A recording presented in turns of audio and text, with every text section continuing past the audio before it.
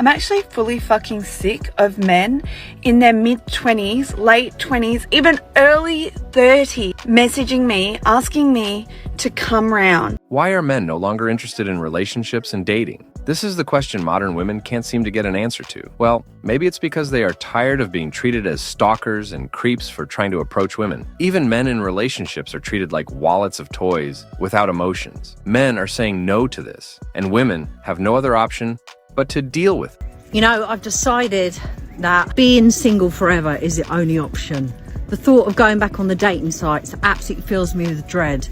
What's your favourite colour? She's complaining about basic get-to-know-you questions, like they are some kind of interrogation. For men, this is a lose-lose situation. If we ask these questions, we're boring. If we don't, we're not showing interest. It's exhausting. Her dread of dating sites hits home for a lot of guys. Men are expected to craft the perfect profile, send clever opening messages, and somehow stand out in a sea of options. And for what? To be ghosted or dismissed over the tiniest perceived flaw? No thanks. Men are realizing it's often not worth the effort or the hit to their self-esteem. The way she mocks questions about hobbies and experiences is particularly telling. As men, we're constantly told to be interesting, have great stories, and show ambition. But when we try to share these things or learn about a woman's interests, we're seen as tiresome. It's like we can't win no matter what we do. This woman's attitude reflects a broader trend that's pushing men away from dating. The constant criticism, impossible standards, and lack of appreciation for genuine efforts to connect are making many guys decide it's better to focus on themselves than deal with this frustration. Men now know that it's not their job to shoulder conversations and always be the interesting one. They want a woman who can also contribute her little bit to drive interest. If they don't find that, they simply move on. You know, my brother was telling me about how in the gym, guys don't really approach girls, which, good. Don't approach me. Don't talk to me. Thank you. But so then I was like, if we're supposed to approach guys, how do you know when a guy wants to be approached? This is a perfect example of the mixed signals driving men crazy in the dating world. On one hand, they are told not to approach women, especially in places like gyms. On the other hand, they are expected to somehow make the first move. It's a minefield that many men are choosing to avoid altogether. Her confusion about how to tell if a guy wants to be approached is ironic because it's exactly what men deal with constantly. Men are expected to read mind, interpret vague signals, and make a move at the perfect moment. Get it wrong, and we're creeps. No wonder guys are becoming hesitant to approach women at all. You know, like because girls, we'll give like the little ojitos, we'll give little signs. But you know, it'll be like we'll keep looking back. They're like, ah. But how do you know? Like if you're a guy and you saw a pretty girl and you wanted her to talk to you because you don't want to talk to her. The fact that she needs some kind of clear sign from a guy shows how convoluted dating has become. Men are learning that any friendly gesture can be misinterpreted. So many are choosing to keep to themselves rather than risk being labeled as a creep or harasser. Her comment about girls giving little sign is part of what's exhausting for her. We're expected to be mind read, picking up on subtle cues that could mean interest or could mean absolutely nothing. The risk of misreading these signs and facing rejection or worse is pushing many guys to opt out of the dating game entirely. To join our community and stay updated whenever we release new videos about men going their own way, be sure to subscribe to our channel. So I'm probably gonna get shit for this video, but honestly, I don't care, I'm gonna make it anyway. I wanna talk about guys that reject hot chicks and then slum, meaning you dated a hot girl and then decided that hot girl was not for you and are now dating a girl that is not nearly as hot. She's upset that no man approached her when she was just dancing and enjoying herself. But here's the kicker. Most men have learned that approaching women in clubs or bars often leads to being labeled as creepy or intrusive. Men are constantly told to respect women's space and not bother them when they are just trying to have a good time. So they don't approach, and then they are criticized for not making a move. It's a lose-lose situation. Her shift to masculine energy and the resulting attention she got is telling. It highlights how men are often expected to be the aggressors in dating, even when women want to be approached. This puts enormous pressure on guys to somehow divine when it's okay to approach and when it's not. The conversation with the guy at the club hits the nail on the head. He points out a key issue that's making many men hesitant about dating: the expectation that men should take care of women, even when women are financially independent. This creates a confusing dynamic where men are supposed to be providers and protectors, but also respect women's independence. It's a tightrope that many guys are finding too difficult and risky to walk. Why men don't approach women anymore. So historically, women have always waited for men to make the first move. Is he gonna go in for the kiss? Is he gonna hold my hand? But now, whenever I talk to my friends about their dating history, all I hear them talking about is, oh, he hasn't made a move, he's not doing anything, we're not moving forward. We see another aspect of why men are backing away from approaching women. The fear of rejection, misinterpretation, or even legal trouble is very real for many guys. They are told to make the first move, but also warned that any unwanted advance could be seen as harassment. It's paralyzing. The comment about men missing golden opportunities due to not catching signals is particularly frustrating. It puts all the blame on men for not being mind readers. They are expected to pick up on subtle cues that could mean interest or could mean absolutely nothing. Get it wrong, and they are creeps. Get it right, and they are still taking a huge risk. Or that there's just being told there's no spark. And from what I'm hearing from a lot of my clients, it's not because that you're not attracted to her. It's more about fearing that you're either going to get rejected, maybe you're going to get turned down, you know, slapped in the face when you go for that first move, or even worse, like getting in trouble with the law.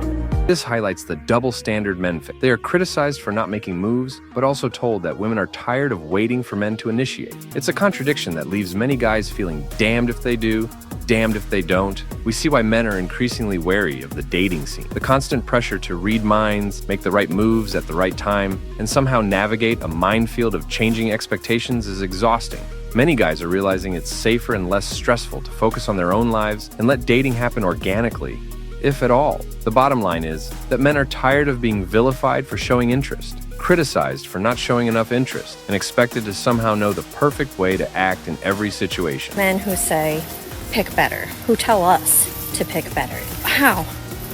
How do we do that? When women speak on women's issues and femicide and domestic violence, there's always got to be at least one of you who's got to jump on in and say, well... Her demand for men to explain how to pick better is dripping with hostility and puts all the responsibility on men. Why would a guy even want to date a woman with this kind of attitude? She's asking how to tell the difference between good guys and beaters and cheaters. But here's the kicker. She's already decided that most men are liars when they say they'd never hurt a woman. With this mindset, how is any man supposed to prove himself? Guys are guilty until proven innocent, and there's no way to prove innocent. Supposed to know the difference between good guys like you, of course, and the ones who are beaters and cheaters. The cheaters get backed up by their buddies, and the beaters get backed up by the legal system. So what's a girl to do?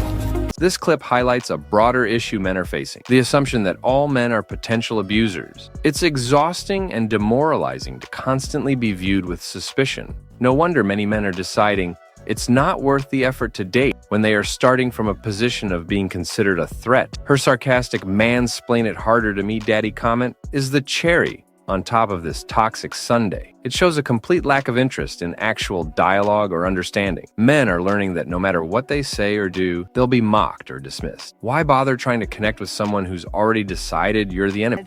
Hey, would you want to catch up for a drink?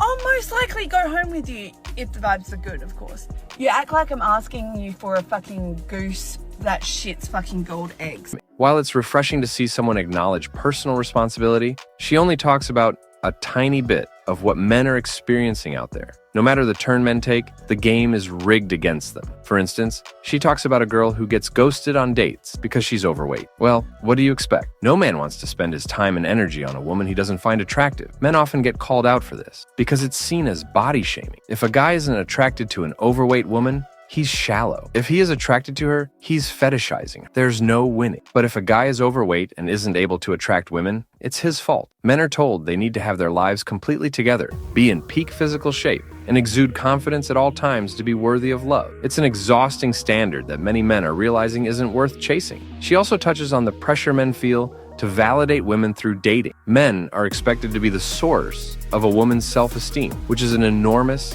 and unfair burden. Many guys are realizing it's not their job to fix someone else's insecurity and are opting out rather than take on that responsibility. We see why men are increasingly skeptical of the dating scene. They are either viewed as potential abusers or expected to be perfect specimens who can magically fix all of a woman's problem. The harsh reality is that men are learning that the risks and stress of dating. I just saw a video and I'm going to be really vague about it because I don't want to hurt the specific person's feelings, but I do want to make a bunch of people aware.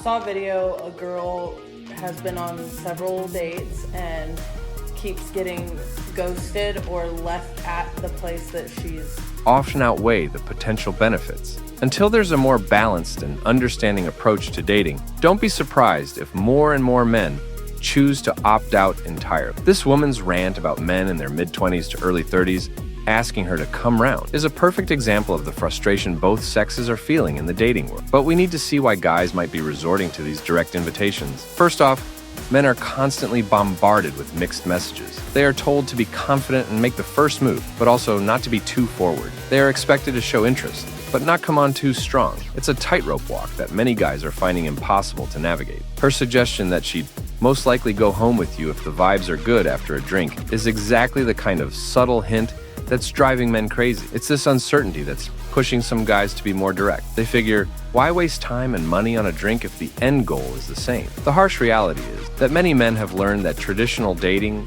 often leads nowhere. They've been ghosted after nice dinners, left hanging after seemingly good dates, and burned by the endless cycle of small talk that goes nowhere. So they are cutting to the chase, for better or worse. Her comparison of a simple drink invitation to asking for a fucking goose that shits fucking gold eggs shows how skewed expectations have become. Men are learning that even basic courtesies are now seen as extraordinary efforts. It's no wonder some are opting for the direct approach.